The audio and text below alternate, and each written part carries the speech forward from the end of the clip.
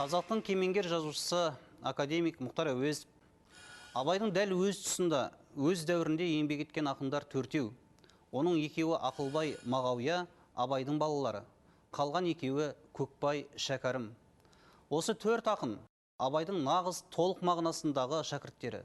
Абайдан аталық, ағалық, ұстаздық тәрбие алудан басқа, бұлар Абай басшылығымен өз жандарынан жырлар да жазған деген тұжырым жасаған екен. Армысыздар. Біз бүгін 10-шы сыныптың қазақ әдебиеті бағдарламасында осы Мұхаң айтқан Хәкім Абайдың шәкірті, ғұлама ғалым, философ, ақын, композитор Шәкәрім Құдайбердиевтің өмірі және шығармашылығымен, сонымен бірге еңлік кебек дастанымен де танысамыз.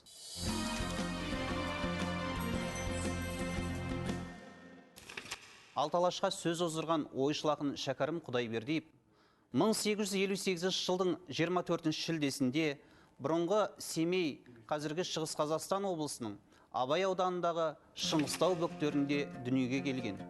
Шәкәрім Абайдың немере інісі, яғни оның әкесі Құдайберді Құнанбай қажының Күнке деген бәйбішесінен туған. Данабайдың атадан алтау, анадан төртеу дегендегі аталас ағасының бірі осы Құдайберді. Құдайберді ақын жыраулардың өлең толғауларын, көне қисса дастандарды жатқайтатын кісі болған деседі. Ақынның анасы Дәметкенде араб, парсы, түрік тілдерін білген. Бірақ тағдырдың жазуымен Құдайберді бар жоғы 36 жасында дүние салып, Шәкәрім 7 жасында әкеден жетім қалады. 5 жасынан молдалдың көріп, сауат ашқан, табиғатынан зерек Шәкәрім атасы Құнанбай қажының бауырында өсіп ер жетіп, немере ағасы Абайдың тәлім тәрбиесін көреді. Шәкәрім шығармашылығын өз сан салалы, өте ауқымды, тіршіліктің бар құбылысын қамтып өтті Шәкәрім. Атасының арқасында еш нәрседен таршылық көрмей, саятшылық құрып, ән мен жырға құмар болып өскен Шәкәрім домбыра, гармон секілді музыка аспаптарында да ойнауды шебер меңгереді. Бірақ кемеңгер Абайдың өлеңдерімен сусындап өскен Шәкәрім жан азығына айналар ғибратты сөз өнерінен іздейді. Ақын бұл жайларды өзінің Мұтылғанның өмірі атты ғұмырнамалық өлеңінде де баяндайды.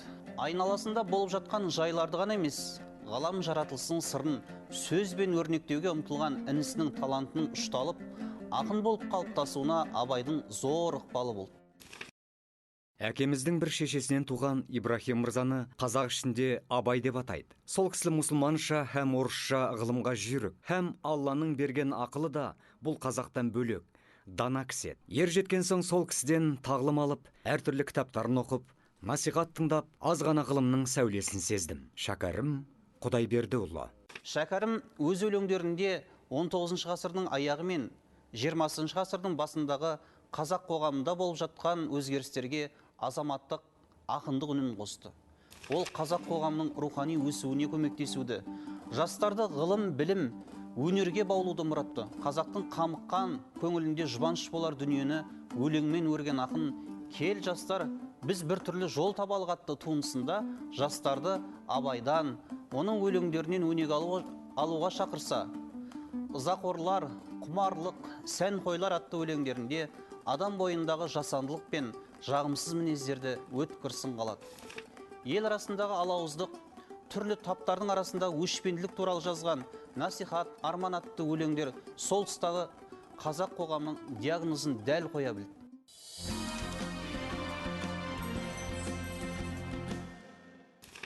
Қазақтың ескі әңгімелерін, жыр дастандарын жақсы білген Шәкәрім поэзиясының ұлы арнасы қазақтың төл әдебиетінен және шығыс әдебиетінен бастау алады.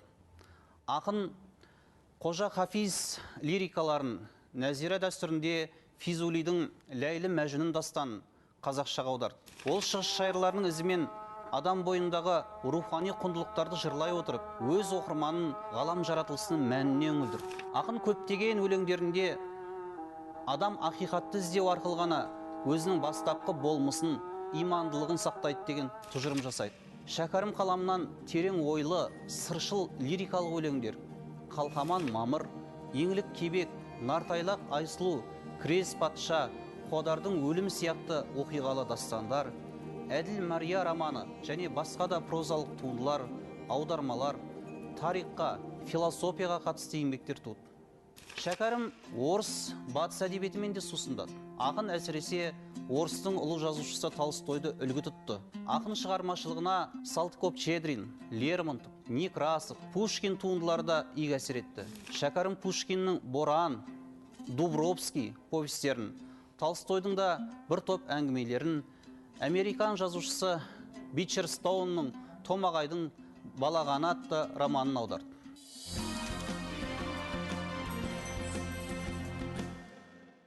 Ендігі әңгімемізді Шәкәрім атамыздың еңлік кебек дастанымен сабақтайық. Өмірде шын болған екі жастың трагедиялық тағдыры туралы аңыздар 18 ғасырдан бастап қазақ арасында кең тараған. Бұл оқиға жөніндегі алғашқы жазба дерек 1892 жылы Дала уәлаяты газетінде жарияланды. Бүгін күнде жыр түрінде жеткен еңлік кебектің екі нұсқасы бар. Оның бірі Мағауия Абайұлынікі болса, екіншісі біз баяндағалы отырған осы Шәкәрім нұсқасы. Шәкәрім нұсқасы 652 жолдан тұрады. Шәкәрімнің еңлік кебек шығармасы халыққа кең тараған әйгілі шығармаларының бірі. Зерттеушілердің айтуына қарағанда, бұл поэма Абайдың көзі тірісінде 20 ғасырдың басында жазылған. Абайдың шәкірті, тәрбиесін көрген Шәкәрім осы шығарманы шын мәнінде, анау дәстүрлі дастандар емес, шын мәніндегі поэма деңгейіне көтеріп жазған. Шығарманың сюжеті күрделі, оқиғаға бай, драмаға толы. Шәкәрім осы шығармада екі жастың трагедиясы арқылы әлеуметтік қайшылықтарды ашып берген. Бұл шығармаға өзек болған оқиға 1870 жылы Шыңғыс тауында Матай мен Тобықты руларының арасында болады. Кебек Тобықтының ту тіккен басшысы Тоқтамыстың жамағайын інісі, ақылына көркі сай өр жігіт. 15 жасынан ақ батырлығымен ел жұрттың ықыласына бөленген Кебек бірде Нысан абызға барып, болашағына бал аштырғанда, ол оның тағдыры бір қызбен байланып, қайғылы болатындығын айтады.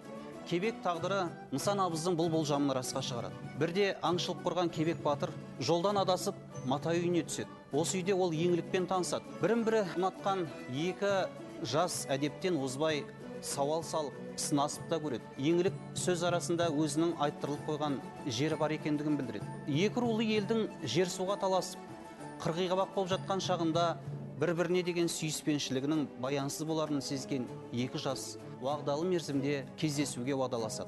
Межелі уақытта кездесіп, мәңгілік бірге болуға сөз байласады. Бұл уақытта қалың Матай Кебектің кіммен қашып кеткенін іздеп әбігерге түсіп жатқан еді. Үйге келгенде қоянды олжаға байлаған Кебекпен кеткен түсінген Матай руы мен Тобықтының арасындағы бітіспес жаулық қайта жалғасты. Бұл уақытта еңлік пен Кебек сәбилі болып, ел көзінен таса тіршілік етіп жатқан. Ақыр соңында Тобықты Матай руының Кебектің жасырынған жерін айтып, олар қапыда қолға түседі.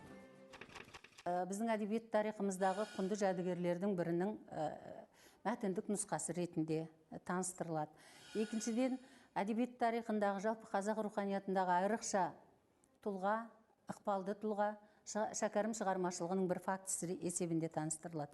Сонымен бірге бұл шығарманың құрылымдық, көркемдік, тілдік құндылығы, көркем шығарма, жанрлық ерекшелік жағындағы жаңағы кемелдігі. Бұл да ғибраты бар.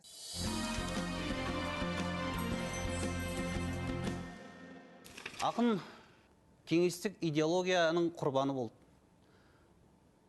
Қызыл большевиктердің қысымына шыдамай, көтеріліске шыққан халық пен жергілікті билік өкілдерін татуластыруға, қан төгісті болдырмауға атсалысқан ол жазалаушылардың қолынан оққа ұшып, денесі айдаладағы құдыққа тасталды.